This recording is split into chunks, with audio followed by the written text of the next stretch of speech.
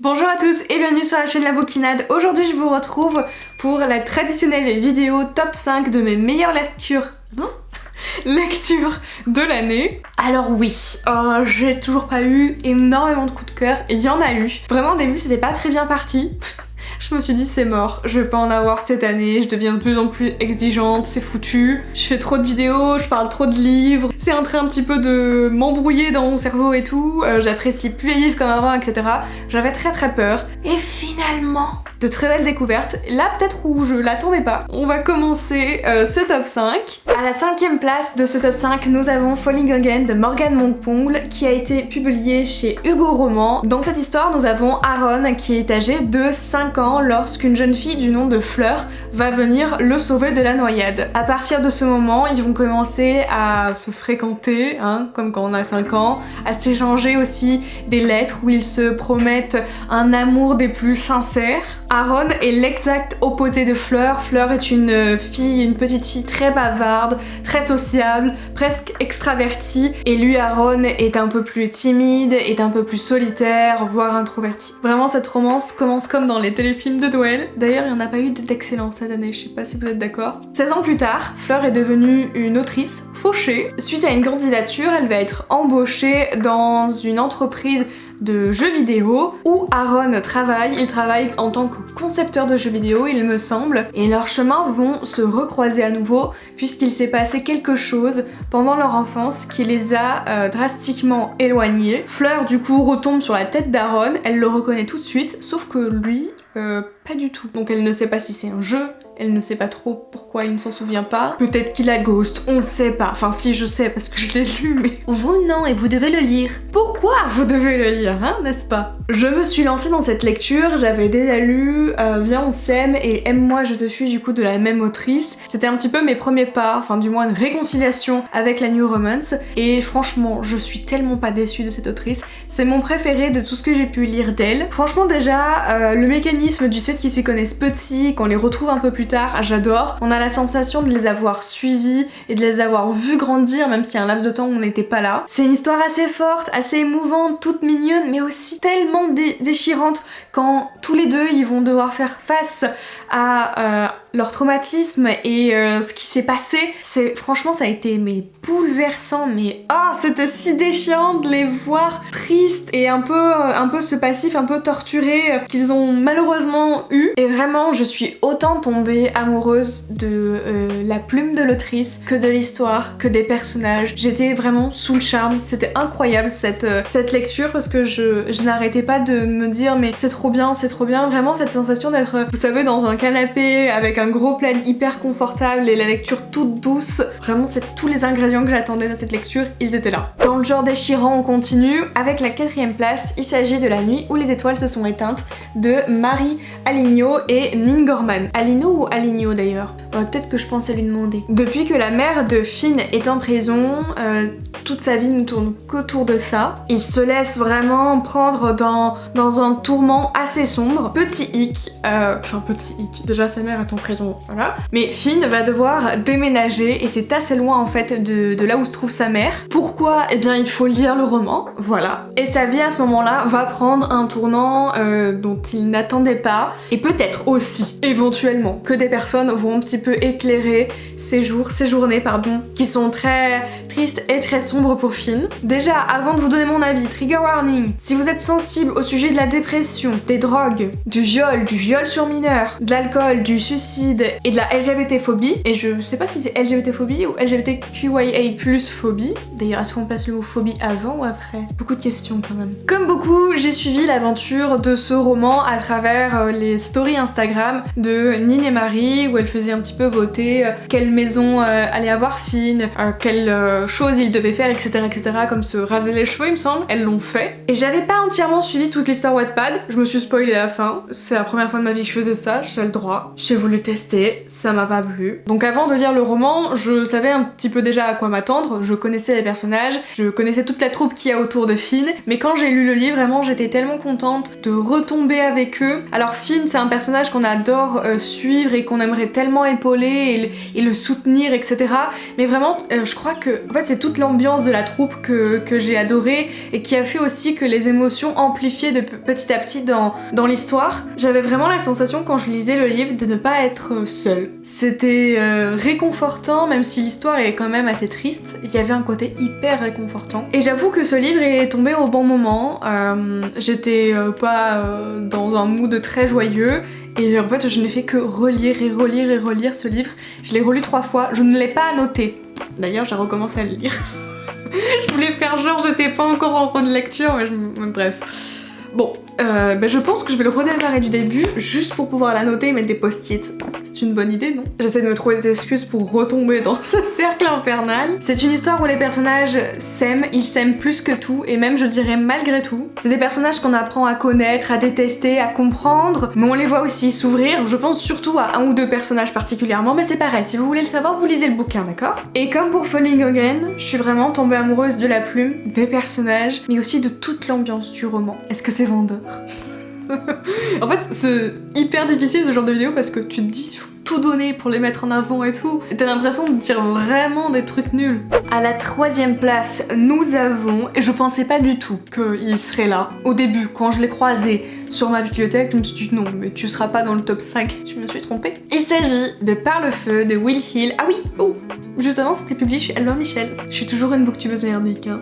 Et donc là, ça a été publié chez Casterman. Je sais plus si je l'ai dit, mais c'est écrit par Will Hill. Si je crois que je l'ai dit, je sais plus. Alzheimer, ça me guette. Dans cette histoire, Moonbin vivait autrefois derrière la clôture où tout un tas de personnes vivaient. Elle n'avait pas le droit de quitter cette base, elle n'avait pas le droit de parler à qui que ce soit qui vivait à l'extérieur de cette clôture. Elle devait suivre les règles qui étaient imposées par le père John. Et si on désobéit à ça, c'est pas hyper joyeux ce qui vous arrive après. Ils sont tous formatés à suivre ce chemin qui est préconçu, qui est déjà tout tracé, qui est déjà tout fait pour chacun des individus qui vivaient là-bas. Et puis Moonbin va se rendre compte qu'il y a certains mensonges quand même que le père John commence à raconter. Et puis ensuite il y a eu un incendie et Moonbin s'est retrouvé à l'extérieur de cette clôture. J'ai vu que ce livre avait gagné un prix livre événement en Angleterre, le Young Adult Book Prize 2018. Je suis peut-être en train de dire une grosse connerie. Déjà, ce livre est impossible à lâcher tant qu'on n'a pas le fin mot de l'histoire. Ici on nous parle de manipulation, d'asservissement mental,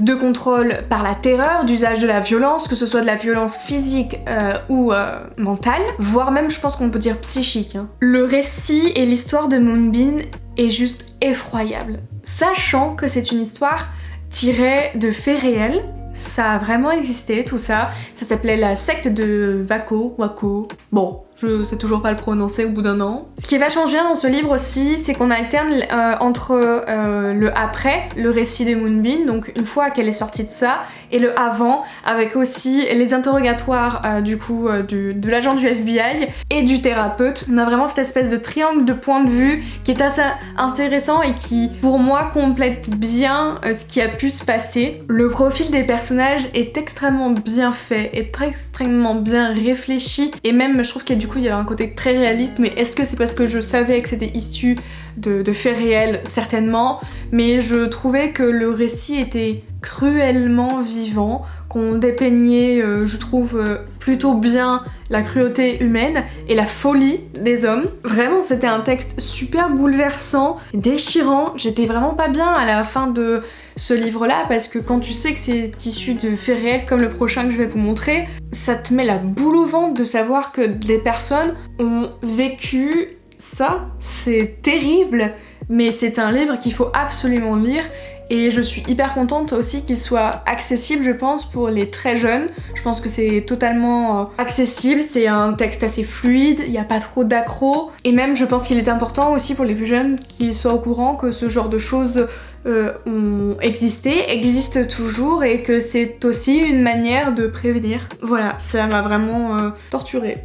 C'est le bon mot, torturée. À la seconde place de ce classement, nous avons The Hate You Give de Angie Thomas, qui a été publié aux éditions Nathan. Pour ce livre, c'est aussi inspiré de faits réels comme pour Par le feu, et j'ai été...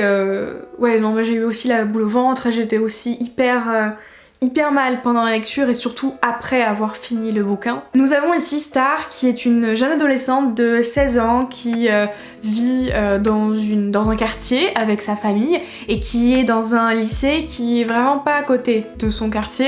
C'est un lycée très huppé qui est à l'opposé de son quartier en fait, des personnes qui vivent là-bas. Dans son lycée, on a des personnes blanches. Je crois même que la totalité des élèves là-bas sont blancs. Et son quartier est assez rythmé par des descentes de police. Voilà, c'est très sympa, très chaleureux comme ambiance. C'est vraiment le jour et la nuit entre ses cours et là où elle vit. Alors ce livre est dur, ce livre est sombre, ce livre est pas facile forcément à digérer, mais il y a quand même des touches d'humour, d'espoir et de bienveillance quand même. Il y avait aussi un petit peu de ça. Je dis tout ça parce que Stars va être témoin d'un meurtre.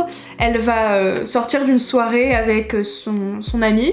Ils vont prendre la voiture et les flics vont arrêter leur voiture. Normalement c'était censé juste être un contrôle quoi. Sauf que son ami va être tué de plusieurs balles dans le dos. Elle est donc témoin de ce meurtre. Son ami n'avait strictement rien fait. Le policier était beaucoup trop anxieux pour exercer ce poste quand même. Stars va essayer de libérer la parole, de faire entendre la justice et la police va essayer d'étouffer l'affaire. Voilà un petit peu l'intrigue de ce roman. J'ai été très vite embarquée dans le récit parce qu'on est vite mis dans l'ambiance, on nous impose vite cette injustice qui est aujourd'hui encore malheureusement vraie. L'alternance entre la vie avec sa famille, la vie au lycée, la vie de son quartier, la vie avec ses amis, c'était super bien parce que ça nous donnait un petit peu un panel de personnes qui pensaient différemment avec une ouverture d'esprit plus ou moins différente. Et je trouve que ce livre a très bien montré cette cruauté et le fait que des personnes vivent constamment dans le danger à cause de leur couleur de peau ou bien à cause peut-être de leur religion, voire même leur orientation sexuelle ou leur genre, hein. Je pense que il y en a malheureusement qui sont aussi victimes de ça. C'est le quotidien de Stars de vivre comme ça et c'est le quotidien malheureusement de d'autres personnes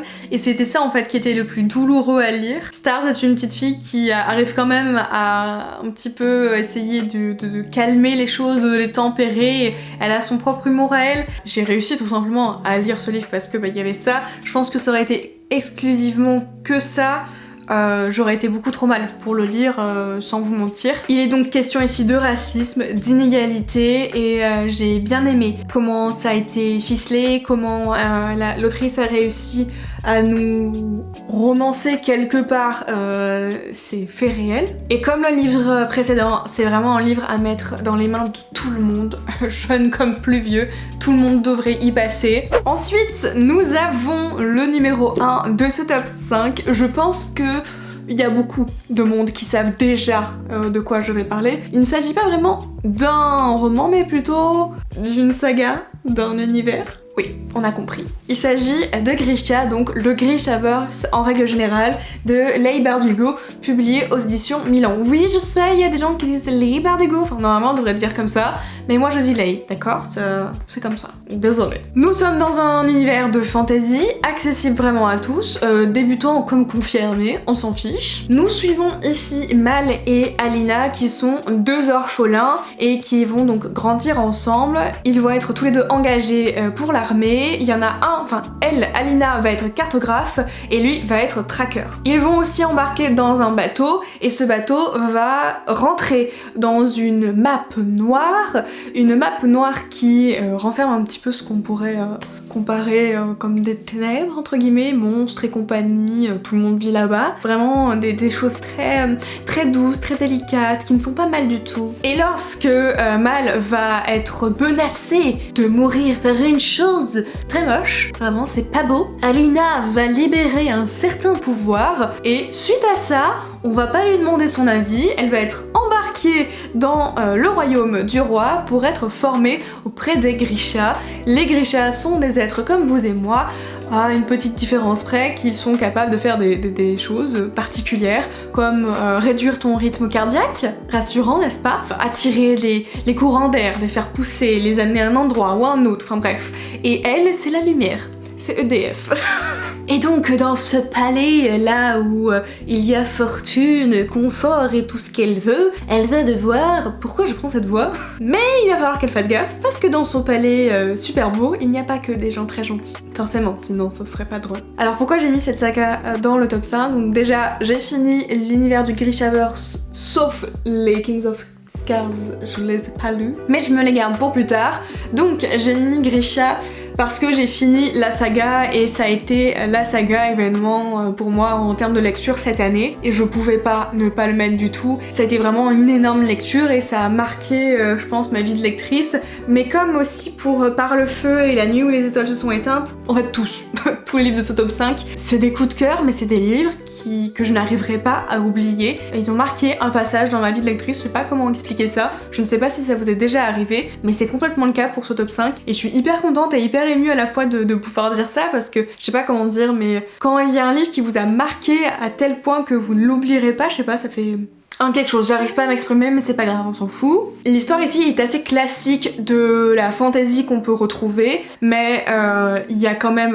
on s'ennuie pas, il se passe quand même pas mal de choses. J'avoue que le tome 2 c'est pas le meilleur tome qui puisse exister. À travers l'intrigue, il y a aussi une quête personnelle, il y a un monde à comprendre, à apprivoiser, à découvrir avec tout ce qui est les Grisha, mais il y a pas que les Grisha, tous ces peuples qui se font la guerre pour un territoire, cette map, comment elle a été faite, pourquoi, qui, comment l'enlever, etc. Toute cette lutte de pouvoir et de politique aussi. Enfin, quand on arrive dans cette histoire, on sent très rapidement que les Grisha sont arrivés à un moment de leur histoire où ils ont chaud aux fesses. Soit leur vie va basculer pour le meilleur, ou pour le pire. Et donc là, ils ont très chaud aux fesses. Et chaque destin de chaque personnage est lié au peuple. Tout le monde est lié en fait dans cette histoire. Il n'y a pas que Mal et Alina. Chacun des personnages, autant les anti-héros que les héros, tout le monde a son truc à faire. Pas hyper bien dit. Mais vraiment, la dimension est bien plus grande que juste deux personnages qui vont essayer de résoudre une quête. Voilà, c'était mon avis et ma présentation du Grishaverse. Voilà, c'est tout pour ce top 5. J'espère que ça vous a plu. N'hésitez pas à me dire quelles sont vos meilleures lectures de l'année. N'hésitez pas à me dire aussi ce que vous pensez de ces romans. J'adore faire cette vidéo, franchement c'est les vidéos de fin d'année, c'est les vidéos traditionnelles mais que je donnerai tout pour pouvoir les faire à chaque fois. N'hésitez pas aussi à me dire si ça vous plaît toujours, je ne sais même pas ce que vous en pensez. Bref, je vous souhaite de bonnes lectures, je vous souhaite aussi de bonnes fêtes, joyeux Noël, etc. Je sais pas si je l'ai déjà dit, je sais plus. Des bisous, de bonnes lectures et du coup on se retrouve en 2022. Bisous!